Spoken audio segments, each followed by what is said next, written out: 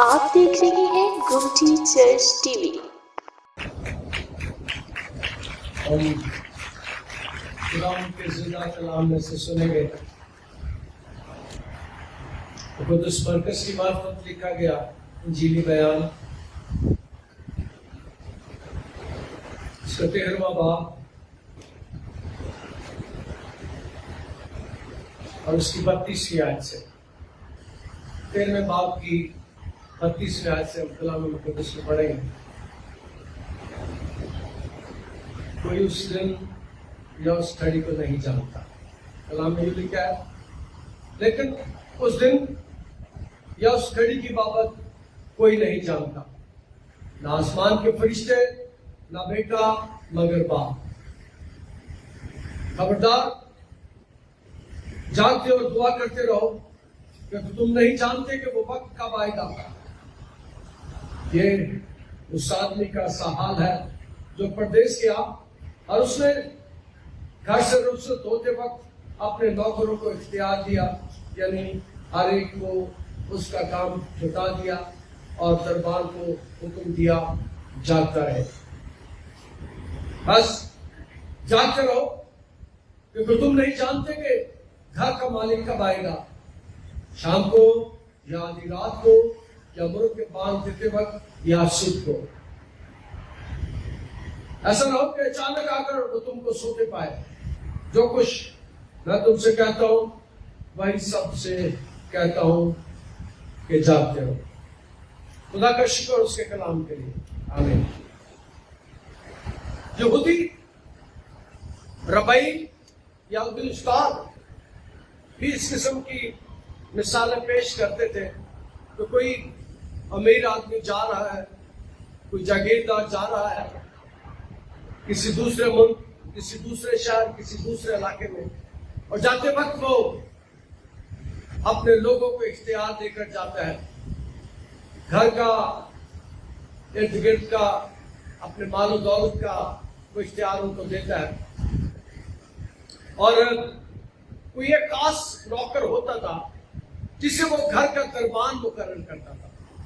جب امیر آدمی جاتے تھے تو ایک بااعتماد شخص ہوتا تھا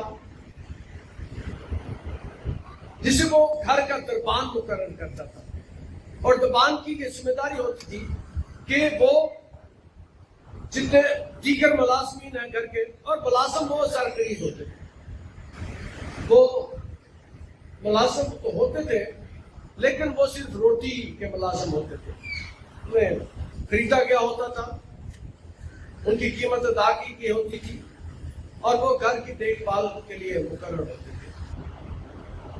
سلیبس تھے، غلام ہوتے تھے، اور وہ گھر کا انتظام کرتے تھے۔ مالک کہیں جاتا تھا تو دربان جو ہوتا تھا وہ گھر کے دوسرے افراد کو بھی جب گھر سے جاتے تھے تو ان کی چیکنگ کر کے بھیجتا تھا، کوئی گھر کے چیز تو نہیں لے گئے، کوئی سامان تو نہیں لے گئے، کوئی چوری تو نہیں کی، کوئی غلط کام تو نہیں کیا۔ تو وہ دربان جو ہوتا تھا اس کی سب سے زیادہ ذمہ داری ہوتی کہ یہ لوگ کیسے گھر کا انتظام کرتے ہیں۔ اور دربان ایسا ہوتا تھا جو رات کو بھی جاگتا تھا، اور امثال کی کتاب میں ہمیں اس کا ذکر ملتا ہے، امثال 7 باب 19 آیت میں، کیونکہ میرا شوہر گھر پہ نہیں، اس نے دور کا سفر کیا ہے۔ امثال کی کتاب میں میرا مال گھر پہ نہیں ہے، اس نے دور کا سفر کیا ہے۔ اس کا مطلب ہے کہ اس وقت یہ رائج تھا۔ پرانے عہد نامے میں اس بات کا پتہ چلتا ہے کہ اس وقت یہ سارا کچھ رائج ہوتا تھا کہ اکثر مالک جاتے تھے، اور یہاں پر بھی ہم دیکھتے ہیں کہ اکثر مالک فیکٹریز کے یا جاگیردار وہ کئی دفعہ دوسرے ملکوں میں چلے جاتے ہیں، دوسرے علاقوں میں چلے جاتے ہیں کاروبار کے سلسلے میں، اور کاروبار اپنے ملازموں یا مینیجرز یا دوسرے افراد کے حوالے کر جاتے ہیں۔ اور یسوع بھی اس بات کو بیان کرتا ہے کہ وہ جا رہا ہے آسمان پر، اور وہ ایسا مالک ہے جس نے کہا تھا کہ آسمان اور زمین کا کل اختیار مجھے دیا گیا۔ ہم عام طور پر یہ امیر آدمی تو ایسے ہیں جن کے پاس دولت ہوتی ہے، مال ہوتا ہے، لیکن یہ جو امیر آدمی جا رہا ہے اب اس کے جانے کے دن شروع ہو گئے. اس کو زمین پر رہے ہوئے 3 سال ہونے والے ہیں. یسوع زمین پر 3.5 سال رہا تھا، اور یہ اس کے بعد اگلے باب میں ہم دیکھتے ہیں کہ وہ اس کے پکڑوائے جانے اور آسمان پر اٹھائے جانے اور مردوں سے زندہ ہو جانے کا ہمیں ذکر ملے گا. تو وہ اپنے آخری دنوں میں ہے، وہ آسمان پر جانے والا ہے، اور وہ اپنا اختیار اپنے نوکروں کو دیتا ہے. اور میں نے بتایا کہ وہ کہتا تھا وہ ایسا مالک ہے، وہ ایسا خداوند ہے، اور خداوند اور خاوند کا ایک ہی مطلب ہے مالک. خاوند کا، خداوند کا، اور خدا کا ایک ہی مطلب ہے مالک.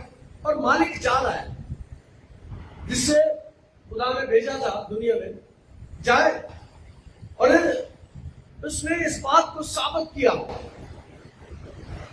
3.5 سال جب اس دنیا میں رہا تو وہ اس بات کو ثابت کرتا ہے کہ میرے پاس دنیا کا سارا اختیار ہے. اس کے پاس اختیار یہ ہے، عام لوگوں کے پاس، امیروں کے پاس یہ اختیار نہیں ہے.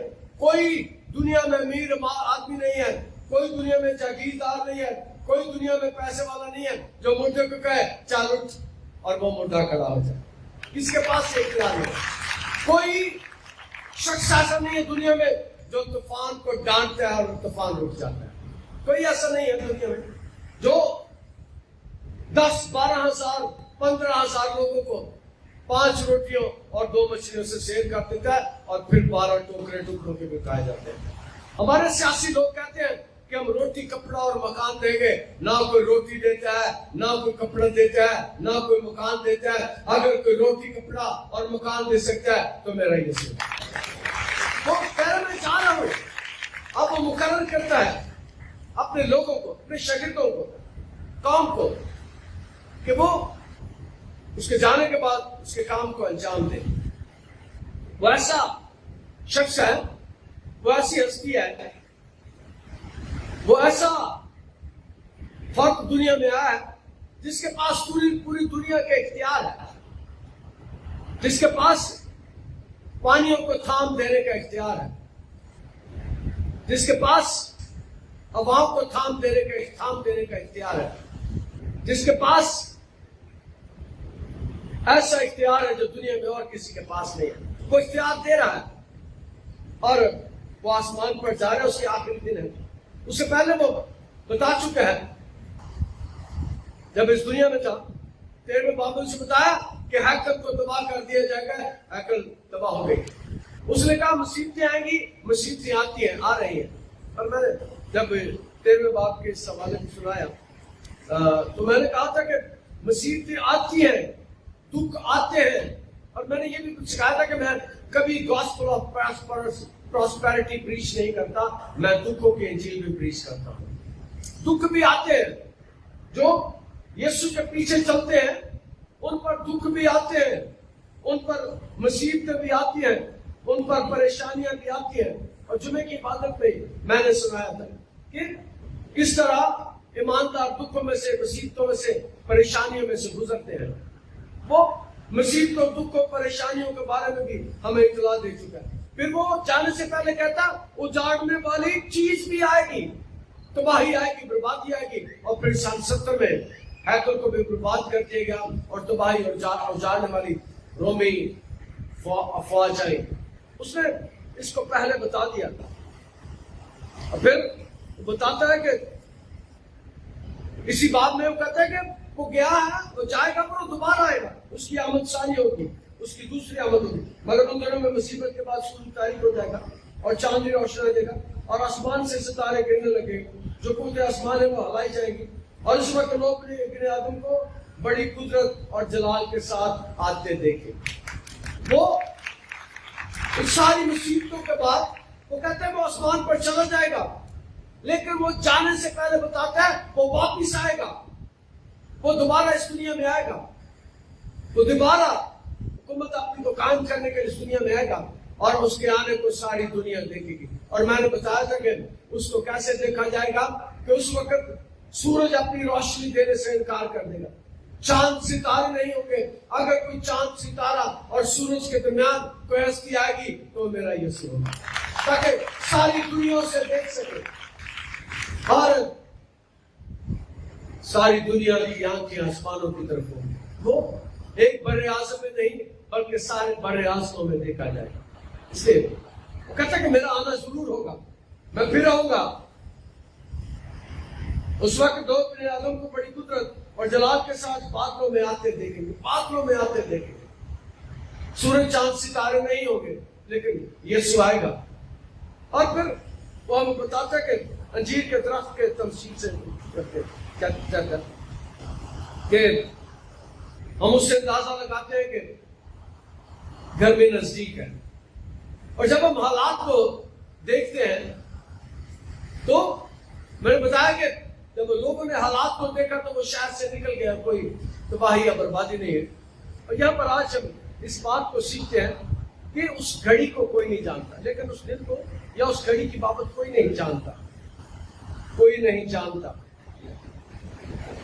और अक्सर मैंने इस बात को बयान करते हुए बताया था कि जब मैं छोटा था तो हमारे इलाके में किसी ने फटा डाल दिया कि बस क़यामत आने वाली है। लोग टालियां टूले ते चढ़ गए, जिਵੇਂ खुदा ने जमीन तो नहीं चुक सकता, टालियां तो चुक लेगा। और कई दफा लोग अंदाजा लगाते हैं जी क़यामत आ गई, बर्बादी आ गई, तबाही। लेकिन एक बात मैं सिखाना चाहता हूँ, क़यामत का मतलब तबाही या बर्बादी नहीं होता। क़यामत लफ्ज़ क़याम से निकला है, जिसका मतलब है उठ खड़े होना, क़याम की हालत में आ जाना। ये क़यामत का लफ्ज़ी मतलब है। फिर से दुआता हूं, क़यामत का मतलब क़याम से ये लफ्ज़ निकला है, जिसका मतलब है उठ खड़े होना। इसका मतलब है कि क़यामत तो आएगी, लेकिन क़यामत ये आएगी कि आप और मैं मुर्दों में से उठ खड़े हैं, हम जिंदा हो जाएंगे। हमारे पास तसल्ली है, खुशी है कि मुर्दों में से जिंदा किया जाएंगे। और ये वो कह रहा है जिसने लाजर को 4 दिन के बाद जिंदा कर दिया, जिसके सलीबी मौत के वसीले से, जिसकी सलीबी कुर्बानी के वसीले से बहुत सी कब्रें फट गई, मुर्दे जिंदा हो गए और मुकद्दस शहर को लोगों को दिखाई दी। तो आएगा, क़यामत आएगी, लेकिन सब क़याम की हालत में आ जाएंगे। और कलाम मुकद्दस में इस बात को बयान किया गया कि उस घड़ी, उस दिन को कोई नहीं जानता, ना आसमान के फरिश्ते, ना बेटा, मगर बाप, कोई नहीं जानता। अब बहुत सी बातें हैं जिसे हम सीखते हैं कि यीशु के बारे में इस बात को बयान किया गया कि वो जैसे जैसे बड़ा हो रहा था वो हिकमत में बढ़ रहा था। मुकद्दस लूका बयान करते हैं दूसरी बात की 25वीं आयत में, और यीशु हिकमत और कद्दो-कामत में और खुदा की और इंसान की मकबूलियत में तरक्की करता गया। कलाम मुकद्दस में उसके बारे में पता चलता है कि वो खुदा की गुरबत में तरक्की करता गया, हिकमत में तरक्की करता गया।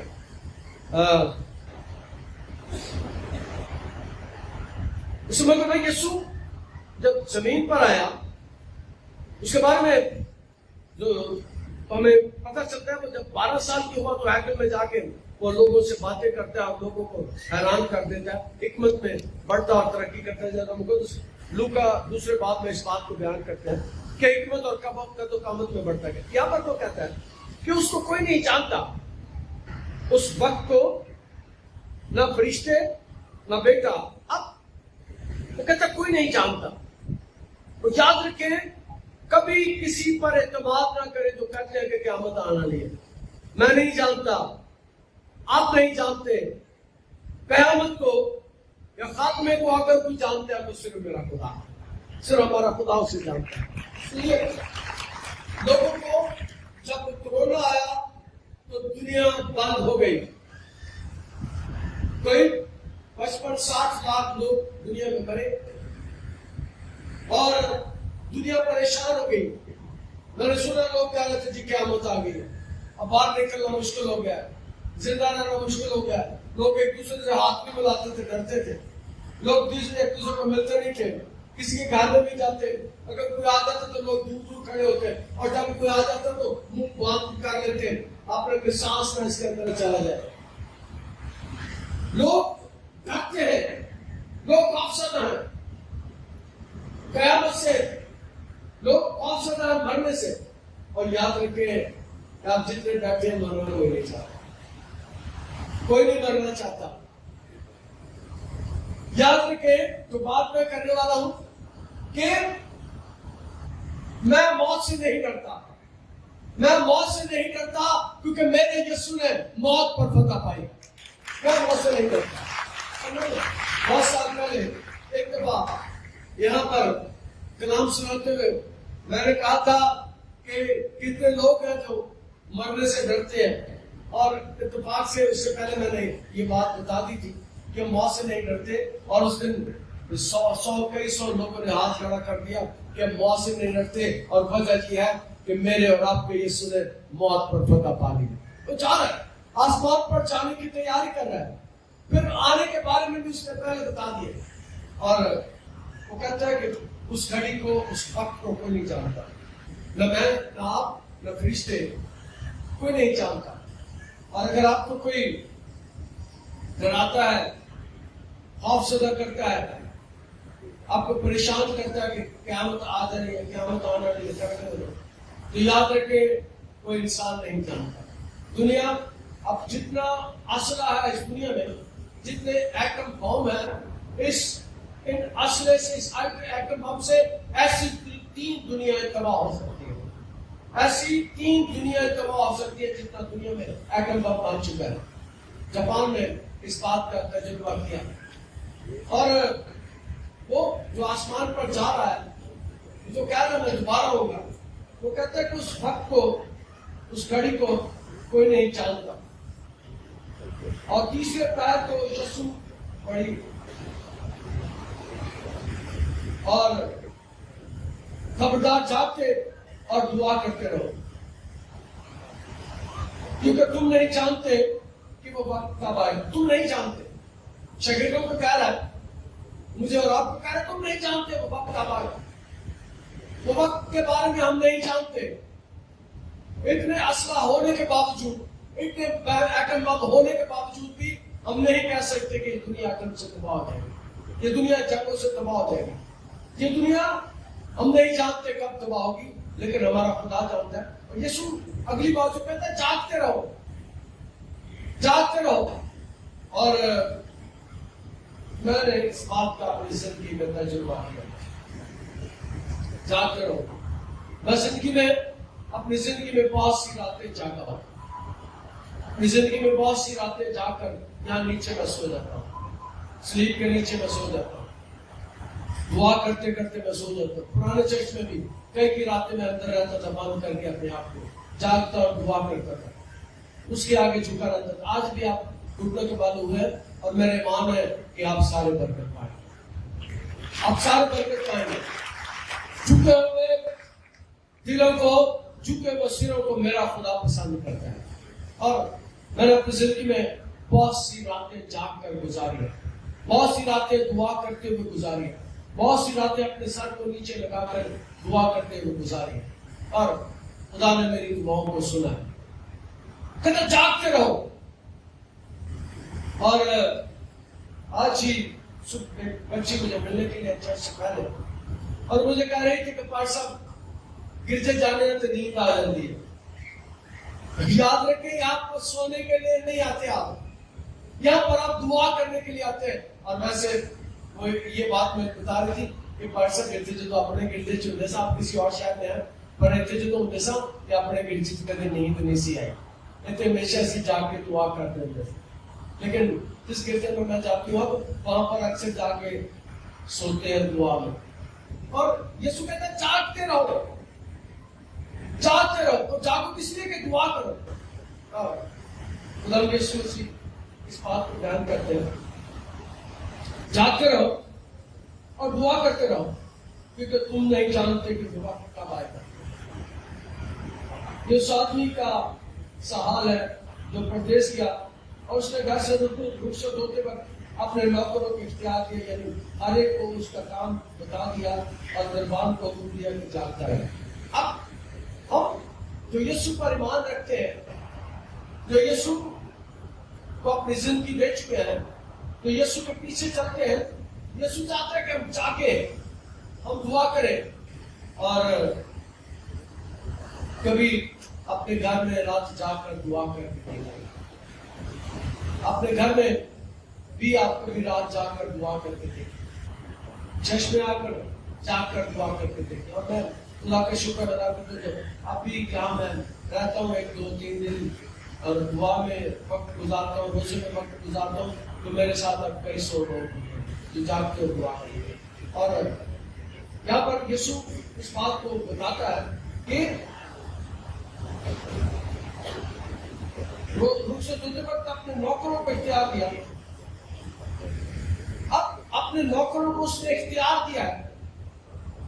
یہ اختیار میرا نہیں ہے, یہ اختیار آپ کا نہیں ہے, یہ دینے والے کا اختیار ہے.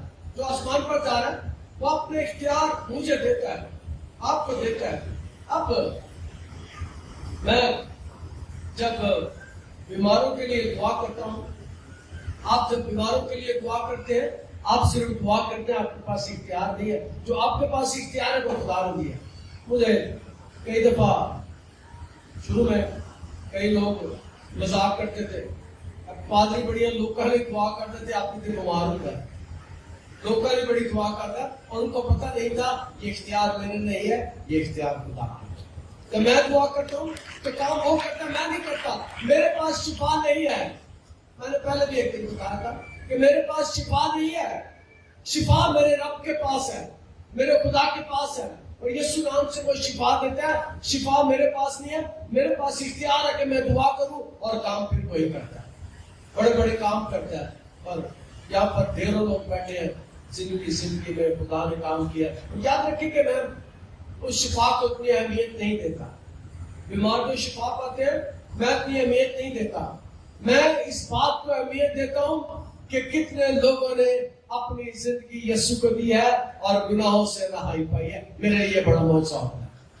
کتنی زندگیاں خداوند کے پاس آئے, کتنے لوگ خداوند کے پاس آئے. اور میں اکثر اس بات کو یاد کرتا ہوں کہ ہمارے پاس زیادہ لوگ وہ ہیں جو کرسمس کرسچن تھے. یہ کام میں نے یاد کیا, وہ کرسمس کرسچن تھے, صرف بڑے دن تھے گرجے آنے سن, پھر اس کے بعد اگلے بڑے دن تھے. اور کئی دن بتاتے ہیں کہ سانو اسٹر تو نہیں کری, اسی اپنا کام بھی کری تھا, گرجے نہیں سی آئی تھا, بڑے دن تھے آتے تھے سن. لیکن آپ وہ ہر ہفتے آتے ہیں. پہلے جو کرسمس کرسچن تھے آپ وہ سنڈے کرسچن ہو گئے. تو خدا نے ان کی زندگی کو یسوع نے اختیار دیا ہے. یسوع نے ہمیں اختیار دیا. اختیار ہمارا نہیں ہے, اختیار اس کا ہے. یہ زمین یہ آسمان اسی کا ہے, اسی نے ہمیں اختیار دیا ایسے کاموں پر جو وہ کیا کرتا تھا. اور اس نے اپنے نوکروں کو اختیار دیا, اپنے شاگردوں کو اختیار دیا, اور دربان بھی مقرر کیا. اور وہ چاہتا ہے کہ جو دربان مقرر کیا ہے وہ جاگتے رہے.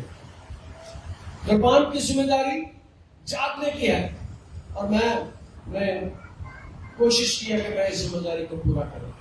میں نے پہلے بتایا کہ میں اپنی زندگی میں بہت سی راتیں جاگ کے گزاری ہیں, بہت سی راتیں بھوک میں گزاری ہیں, بہت سی راتیں روزے میں گزاری ہیں, بہت سی راتیں گرجے میں گزاری ہیں. میں نے جاگا ہے, اور میں اس کے لیے خدا کا شکر ادا کرتا ہوں. اس نے جو اپنے شاگردوں کو اختیار دیا وہ کہتا ہے کہ جاگتے رہو دربانوں کی طرح, بس جاگتے رہو, کیونکہ تم نہیں جانتے کہ گھر کا مالک کب آئے گا, شام کو یا آدھی رات کو یا ملک کے بان دیتے وقت سنتے. اب اس وقت کوئی گھڑی تو نہیں ہوتی تھی. اب آپ کے گھر میں میں نے تو مرغے رکھے ہوئے, میرے گھر میں مرغیاں ہیں, کئی دفعہ لوگ دے جاتے ہیں بچے, میں دیسی آڈے کھاتا ہوں. تو میں صبح ان کی اذان سنتا ہوں. اور یسوع نے بھی جب یہ گھڑیاں نہیں تھی, یہ الارم نہیں تھے, تب مرغے اذان دے کر بانگ دے کر لوگوں کو جگاتے تھے. اور یسوع نے اس بات کو انجیل میں بیان کیا کہ مرکز 4:30 میں یسوع نے کہا, یسوع نے سے کہا میں تجھ سے سچ کہتا ہوں کہ تو آج اسی رات مرغ کے 2 بار بانگ دینے سے پہلے 3 बार मेरा इनकार करे। ये सिर्फ मुर्गे की बांग देने से पहले, इसका मतलब है उस वक्त का अंदाजा मुर्गे की बांग से लगाया। सवेरे जब मैं छोटा था पेड़ में जाते थे तो जब मुर्गे अजान देते थे पेड़ वाले उठ के हाथ गोड़ पकड़ के पहले तरफ चल पड़ते थे, घड़ियां कोई नहीं होती थी। और उस वक्त पे यीशु के दौर में कोई घड़ी नहीं होती थी। जब मुर्गे अजान देते थे, आप शायद हमारे बच्चों ने मुर्गियों को अजान देते सुने, शायद उन्हें कभी उनकी आवाज नहीं सुनी, लेकिन उस दौर में मुर्गे अजान देते थे जिससे रात के वक्त का अंदाजा लगाया जाता था। उनके मुर्गे भी साढ़े कई बजे दोपहर में पाका देते थे, कई बार सवेरे पाका देते रहे, कई बार 9 बजे दोपहर में पाका दे रहे, लेकिन उस वक्त सुबह बांग देते थे, सुबह बोलते थे जिससे वक्त का अंदाजा होता था। और यीशु कहता है कि आधी रात को मुर्ग के बांग देते वक्त या सुबह को, फिर मैं पढ़ता हूं, शाम को या आधी रात को या मुर्ग के बांग देते वक्त सुबह। मालिक पता नहीं कब आ जाएगा, उसकी आमद पता नहीं, मैं नहीं जानता कब होगी, आप नहीं जानते कब होगी, कोई नहीं जानता कब होगी, हम नहीं जानते क़यामत कब आएगी, खुदा जानता है कि क़यामत कब आएगी। और खुदा चाहता है कि हम जागते रहे और दुआ करते रहे। जो कलीसिया दुआ करने वाली कलीसिया होती है वो कलीसिया बढ़ती है और तरक्की करती है, ये बात याद रखना। जिस कलीसिया में दुआ होती है वो कलीसिया बढ़ती और तरक्की करती है। जिस घर में दुआ होती है वो घर भी बढ़ता और तरक्की करता है। उस घर में कभी रात को लोग भूखे नहीं सोते, उस घर में रात कभी लोग जागते नहीं। मैं आज ही सुकून का है, मैं सौ जावांगा इससे नाल जब मैं लेट जावांगा। जब खुदा के लोग 10 बजे सोते हैं, 9 बजे सोते हैं, उन्हें सुबह 5 बजे मुल्क के एग्जाम देते वक्त जाग आ जाते। जागो और दुआ करो। हम आमतौर पर आज कंप्यूटर का दौर है और एक मोबाइल सा के तरफ जा रहे हैं, 1 बजे तक मोबाइल ही चल रहा है।